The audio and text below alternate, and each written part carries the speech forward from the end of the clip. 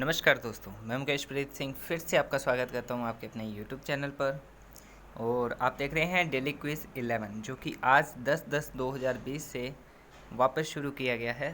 और ये आपके एग्ज़ाम तक रीट का जो आपका एग्ज़ाम होगा फरवरी या मार्च के अंदर, तब तक ये कंटिन्यू रात 9 बजे सोमवार से लेकर शनिवार तक, यानी संडे को ऑफ रहेगा, उसके अलावा सोमवार से लेकर शनिवार तक रात 9 बजे लाइव अपलोड किया जाएगा।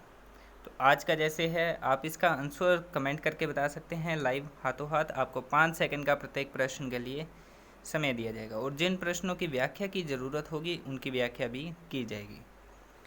तो वीडियो को लास्ट तक ज़रूर देखें और चैनल को ज़रूर सब्सक्राइब कर लें और बेल आइकन ज़रूर प्रेस करें। देखिए, व्यक्ति को प्रभावित करने वाला प्रमुख घटक क्या है? वातावरण, प्रेरणा, एकाग्रता या योग्यता? तो आपने प्रश्न तो पढ़ ही लिया होगा, तो इसका सही आंसर क्या होगा? वातावरण। कि व्यक्तित्व को प्रभावित करने वाला सबसे इम्पोर्टेंट घटक जो है, कंपोनेंट जो है इसका, वो कौन सा है? वातावरण है। आगे दूसरा क्वेश्चन देखिए, मनोविज्ञान व्यवहार का शुद्ध विज्ञान है, कथन किसका है ये? ऑप्शन है आपका Woodworth, James Drever, Watson, Skinner. अभी देखिए, मोस्टली जो आप देख रहे हैं तो ये जेम्स ड्रेवर बताएगा, लेकिन जब आप गूगल पे भी सर्च करेंगे तो आपको सही आंसर इसका क्या बताएगा? वुडवर्थ। शुद्ध विज्ञान किसने माना है? वुडवर्थ ने। आगे देखिए, पर्सनैलिटी। पर्सनैलिटी शब्द आप सभी इससे वाकिफ़ हैं। तो पर्सनैलिटी शब्द किस मूल शब्द से लिया गया है? अंग्रेजी से, रोमन, जर्मन या लैटिन से?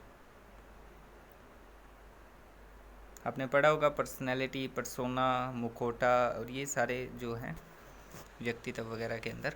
तो इसका जो कौन सी भाषा से लिया गया है? लैटिन भाषा से लिया गया है। आगे देखते हैं, ये देखिए, काफ़ी इंपॉर्टेंट क्वेश्चन है और काफ़ी बार अलग अलग टेट एग्ज़ाम या सेकंड ग्रेड फर्स्ट ग्रेड के अंदर भी पूछा गया है। किसी व्यक्ति द्वारा अपना व्यक्तित्व भूलकर किसी दूसरे व्यक्ति के गुणों और अवगुणों का अनुकरण करना क्या कहलाता है? प्रतिगमन, दमन, प्रक्षेपण या तादात्म्यकरण?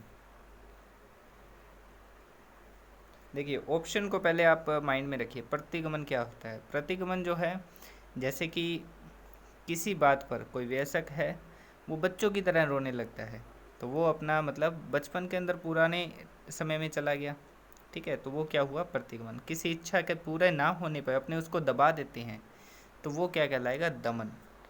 और प्रक्षेपण, अपने किसी कार्य के न होने का कारण किसी और को बताना। मान लीजिए आपके किसी टेस्ट के अंदर नंबर कम आए हैं, तो आप किसी और के कारण बता रहे हैं कि उसकी वजह से मेरे नंबर कम आए, तो वो क्या है? प्रक्षेपण। प्रक्षेपण का अर्थ फेंकना या प्रक्षेपण करना होता है। तादात्म्यकरण, तो इसका जो राइट आंसर है वो क्या होगा? तादात्म्यकरण। तादात्म्यकरण में क्या होता है कि व्यक्ति अपने अस्तित्व को भूलकर किसी दूसरे व्यक्ति के गुणों और अवगुणों का क्या करता है? अनुकरण करने लगता है। ये देखिए, हकलाना जो है, हकलाने का मनोवैज्ञानिक कारण क्या है? आपने अक्सर देखा होगा बच्चे हकलाते हैं, तो हकलाने का मनोवैज्ञानिक कारण क्या है? क्या उनके घर और विद्यालय का तनावपूर्ण वातावरण है, या शब्द भंडार अपर्याप्त होने के कारण, या संवेगों के तीव्र प्रवाह के कारण, या त्रुटिपूर्ण वाक शैली के कारण? तो मोस्टली जो है वो इसका यही देंगे, त्रुटिपूर्ण वाक शैली। लेकिन सही आंसर इसका क्या है? संवेगों का तीव्र प्रवाह, यानी ऑप्शन नंबर सी इसका बिल्कुल सही आंसर है। आगे बढ़ते हैं, ये देखिए मैक्टूगल के, ये आप ज़रूर पढ़ के जाएं। ये जो मैक्टूगल के 14 संवेग हैं, ये आपको ज़रूर ध्यान रखने हैं कि कौन कौन से संवेग हैं, और आगे इनके पूरा मूल प्रवृत्तियां भी ध्यान रखनी है आपने। तो 14 संवेगों में से सबसे अधिक महत्वपूर्ण कौन सा माना है इन्होंने? आत्म विज्ञान, आत्मसम्मान, दया या भय? तो सबसे इम्पोर्टेंट जो है वो क्या है? फियर, भय।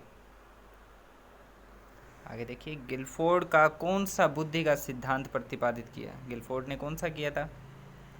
त्रिआयामी, और उसे क्या कहते हैं? बुद्धि का संरचना सिद्धांत, एक खंड, द्विखंड या बहुखंड? तो क्या कहते हैं? बुद्धि की संरचना सिद्धांत गिलफोर्ड का। त्रिआयामी सिद्धांत था जिसके अंदर टोटल जो कोष्ठ बनाए गए थे वो 4 × 5 × 6 यानी कि कितने बनाए गए थे? 120। और ये जो क्वेश्चन है, इसके अलावा भी जो डेली क्वेश्चन पूछे जाते हैं शाम को 5 बजे, वो आपको कम्युनिटी टैब के ऊपर मिल जाएंगे। आप वहाँ भी पोलिंग ज़रूर करें, जो नहीं करते हैं वहाँ आपको एक दिन के बाद आंसर बता दिया जाता है कि राइट आंसर कौन सा है। और इसके अलावा टीचिंग का जो मटेरियल आपके साइकोलॉजी, हिंदी, इंग्लिश लैंग्वेज वगैरह जो है, उनका भी प्लेलिस्ट बनी हुई है चैनल पे, आप देख सकते हैं, आराम से तैयारी करें। वैचारिक क्रियावस्था कौन सी होती है? अब वैचारिक बताइए आप कौन सी होती है? जन्म से 2 वर्ष, 2 से 7 वर्ष, 7 से 12 या 12 से 15 वर्ष। तो राइट आंसर इसका कौन सा होगा? देखिए वैचारिक जो है वो कौन सी होगी? 7 से 12 वर्ष। देखिए आप बिल्कुल अफवाहों में ध्यान ना दें, फरवरी में हो चाहे मार्च में एग्ज़ाम हो, आप तैयारी करते रहिए अपनी कंटिन्यू। और ये हमारा मकसद है कि आप मतलब आपकी जो प्रैक्टिस है, आपकी तैयारी है, वो बीच में ड्रॉप ना हो, बीच में छूटे ना, इसलिए कंटिन्यू आपके लिए वीडियो प्रोवाइड करवाई जा रही है। विद्यार्थी हित के लिए शिक्षक का क्या दायित्व है? शिक्षक का दायित्व कहाँ पर है? सिर्फ विद्यालय में है या विद्यालय समाज दोनों में है, क्रीड़ा स्थल में है या बाजार के अंदर है? तो विद्यार्थियों के हित के लिए कहाँ है? विद्यालय और समाज दोनों के अंदर है।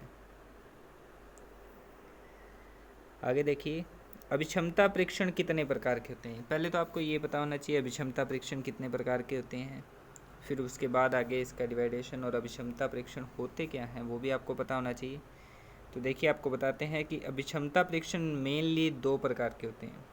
पहला तो सामान्य क्षेत्रों में और दूसरा आता है विशेष क्षेत्रों में।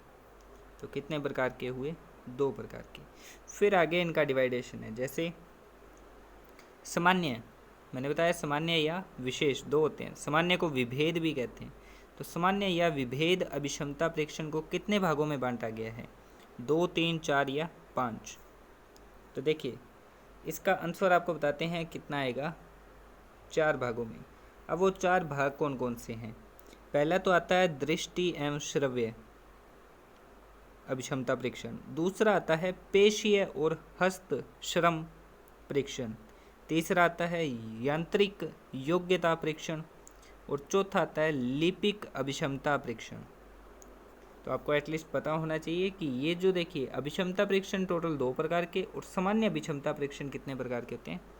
4 प्रकार के। ये देखिए इस क्वेश्चन के अंदर अभी कम्युनिटी टैब के अंदर पूछा गया था, तो लगभग 70-80% जो अभ्यर्थियों ने पोलिंग की थी वो गलत की थी।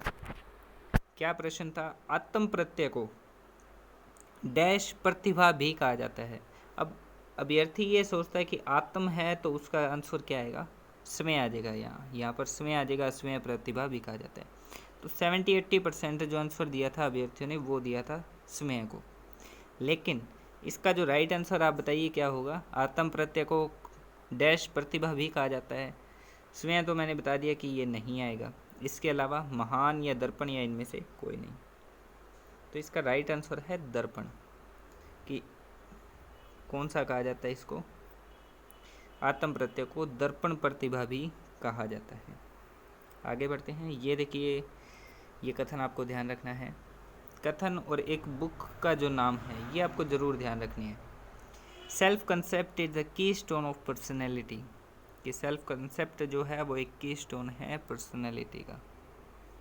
सेल्फ कंसेप्ट आपको पता है, आत्म प्रत्यय, पर्सनैलिटी आपको पता है। तो ये कथन किसका है ये बताना आपने।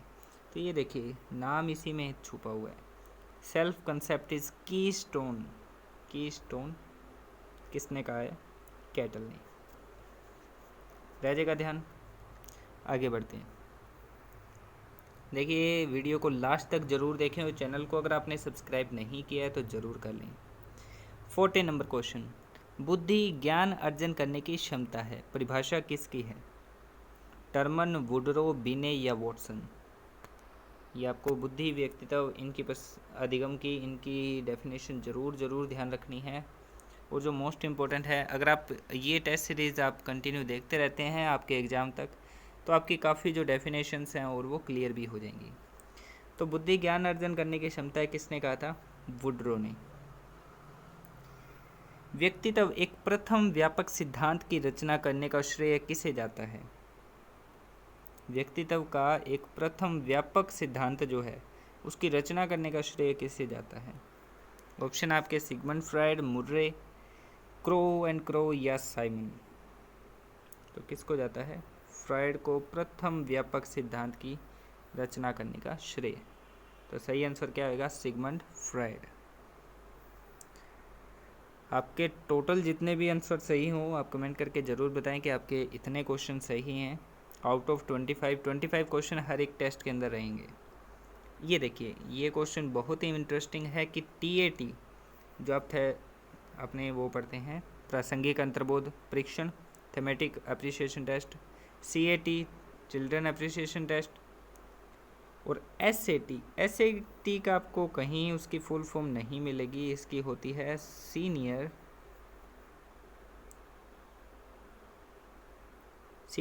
Appreciation test. बाकी सारा सेम रहेगा। S की स्पेलिंग क्या रहेगी? सीनियर।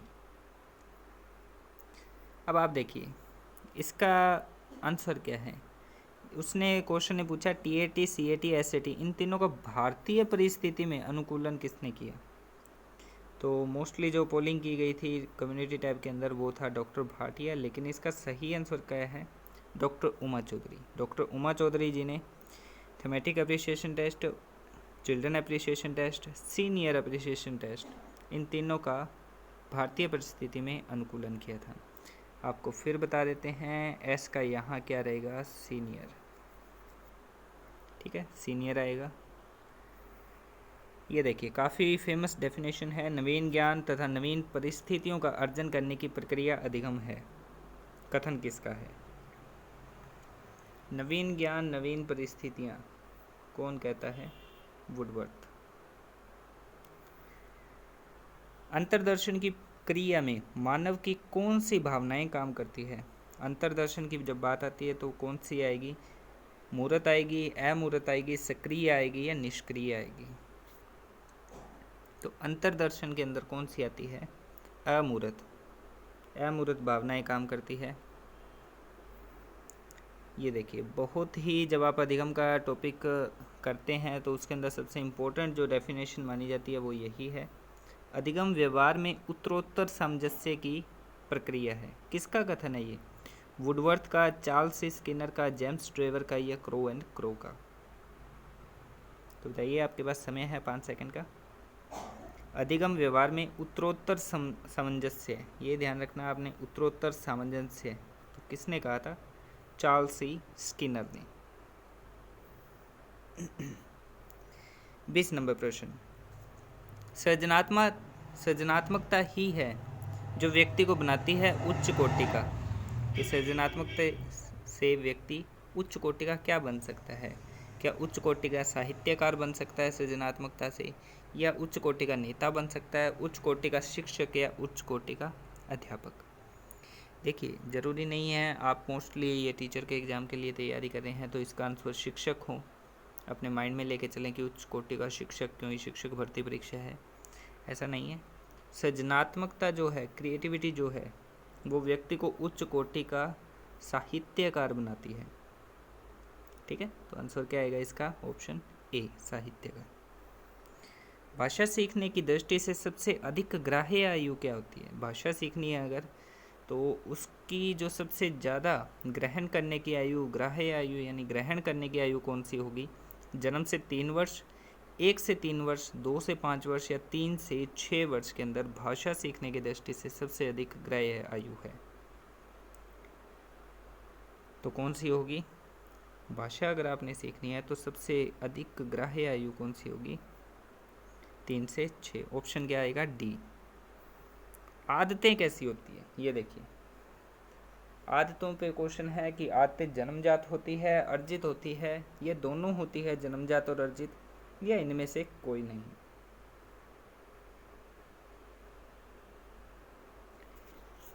तो आप में से काफ़ी अभ्यर्थी कह रहे हैं कि ये जन्मजात और अर्जित दोनों होती है, लेकिन आदतें हमेशा अर्जित होती है, ये ध्यान रखें। रुचि कैसी होती है? रुचि बताइए कि रुचि जन्मजात होती है या अर्जित होती है, या दोनों होती है, या इनमें से कोई नहीं? तो रुचि जन्मजात भी होती है और अर्जित भी होती है, यानी ए और बी दोनों, ऑप्शन सी आ जाएगा। आदतें अर्जित की जाती है, लेकिन रुचि जो है, इंटरेस्ट जो है, वो अर्जित और जन्मजात दोनों होता है। ये काफ़ी इम्पोर्टेंट क्वेश्चन है, आप इसको मार्क कर सकते हैं। भारत में रुचि मापन का इतिहास कब से शुरू हुआ? 1952, 56, 54 या 1960 से?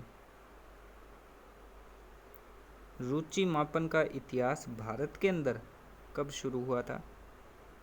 1956। ये ध्यान रखना है, ऑप्शन नंबर बी आएगा इसका, 1956। आगे बढ़ते हैं, लास्ट क्वेश्चन है आज का। वाचन की परीक्षाओं का उद्देश्य क्या है? यांत्रिक यथार्थता, प्रवाह या गति, अभिव्यक्ति या ये सभी? वाचन की परीक्षाओं का उद्देश्य, यानी जब आपकी वाचन की परीक्षा ली जाती है तो उसमें क्या उसके एम से ऑब्जेक्टिव रखे जाते हैं?